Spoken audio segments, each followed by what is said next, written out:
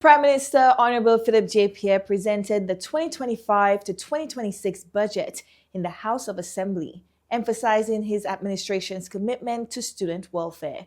Among the key announcements was an annual allocation of $250,000 to provide free feminine hygiene products in schools nationwide, addressing the issue of period poverty.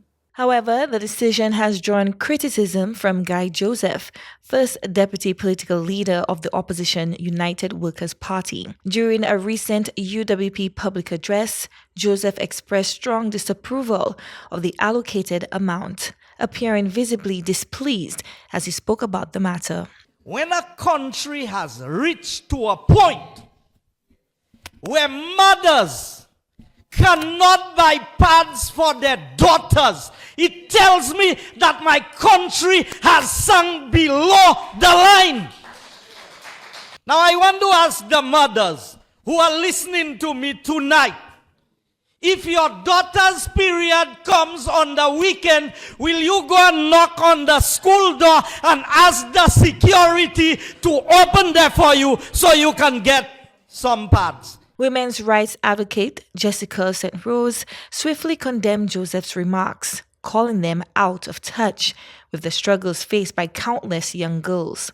She stated that period poverty remains a critical issue, with many young girls missing school due to the lack of access to sanitary products, a barrier that directly impacts their education.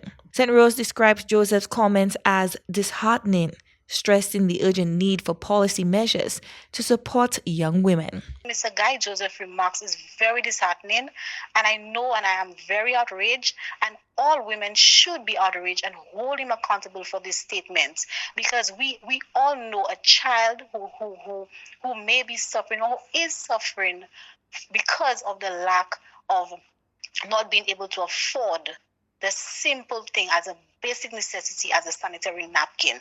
And Mr. Joseph's remarks reminds us of how far we still have to go and the type of leadership we want in society. So we should question ourselves as well. Is this the type of leaders that we want to lead young girls, a child, or women in society? For me, I think not. While acknowledging that $250,000 EC dollars may not fully resolve the issue, St. Rose welcomed the initiative as a positive step forward.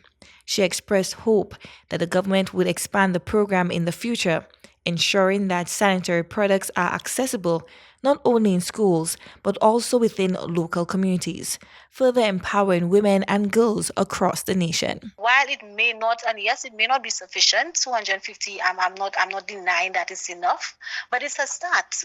And the government may very well continue not just only providing it in schools, but providing it in the community itself, where persons can probably go to the health centers to access it, go to the community town halls to access it. So it's a start, and we must commend the government for implementing that.